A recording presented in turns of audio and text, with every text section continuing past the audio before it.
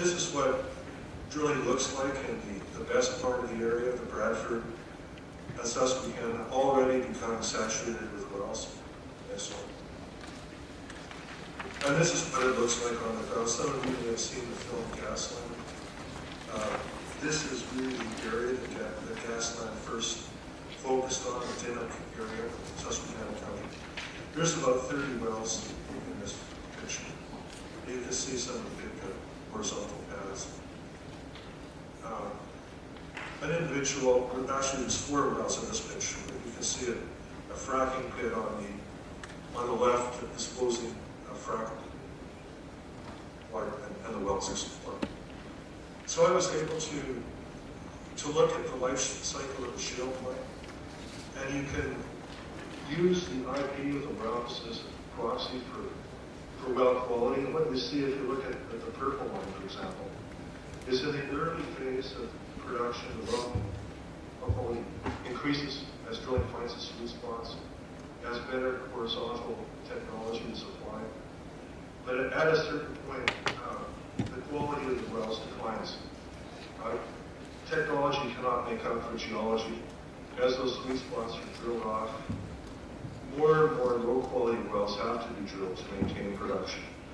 So Marcellus is the only play I would consider in its use at this point. The Haynesville, only 5 years old, is middle-aged or late middle-aged. I ranked the top 9 plays here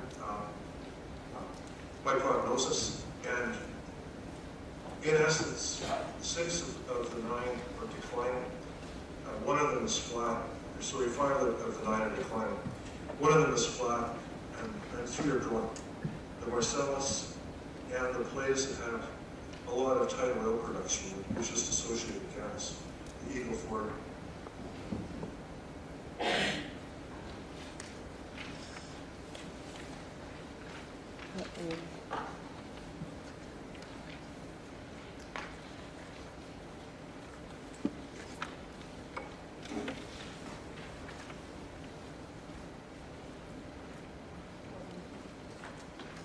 Sorry, we seem to have a technical problem. We're not hearing you anymore, David. Can somebody resolve the technical problem for us?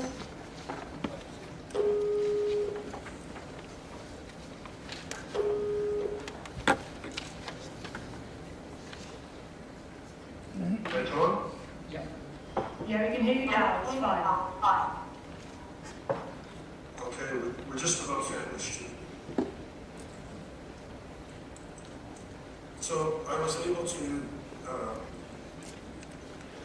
look at the top 14 plays and calculate the field decline rates and the number of wells that were required to offset field decline to keep production flat. Knowing the cost of the wells, one can figure out how much capital has to be input to keep production flat. And for the top 14 plays, that works out to about $42 billion a year of capital that has to go into those plays to keep production flat. So it takes a lot of money to sustain a drilling trend. Excellent. If we look at the cost of doing that, spending $42 billion to maintain production, this is a quote by the CEO of ExxonMobil in June of last year. We're all losing our shirts today.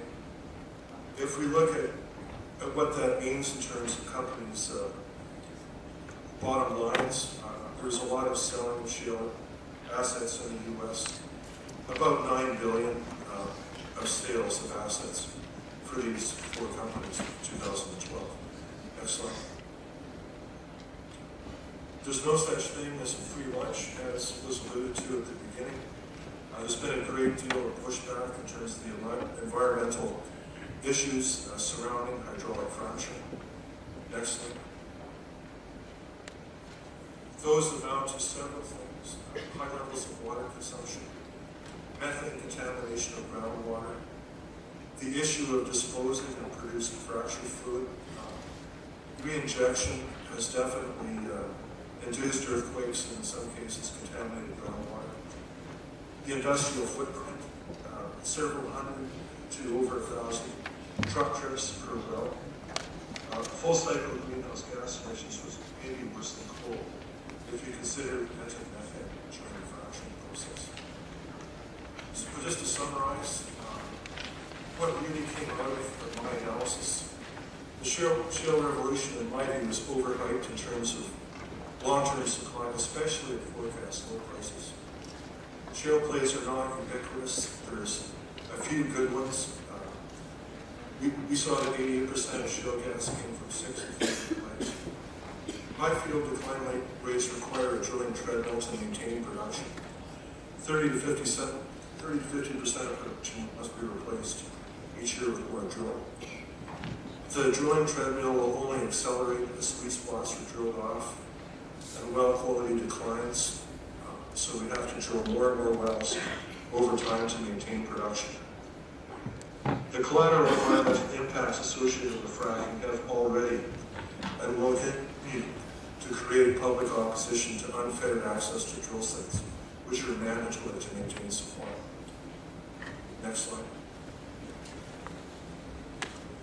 Just to wrap up here, the shale revolution has been a game changer in that it has temporarily reversed a terminal decline in supplies from conventional sources. Long-term sustainability is highly questionable, and environmental impacts are a major concern. In the U.S., almost all eggs are in the shale basket as a hope of meeting energy supply growth projections for oil and gas. In my view, U.S. energy independence with forecast growth in energy consumption is highly unlikely. The only way U.S. energy independence will happen is if energy consumption is radically reduced. In terms of Europe, replicating the shale revolution to the extent it exists will take much longer in Europe, if ever. There's no reason to expect that the geology will be much different. The greatest potential will lie in a few plays and parts thereof. The much higher population densities in Europe will make surface access for the large number of drilling locations even more difficult. And due to high population densities, the collateral environmental impacts of fracking are likely to be even more apparent and opposed in Europe than they are in the U.S.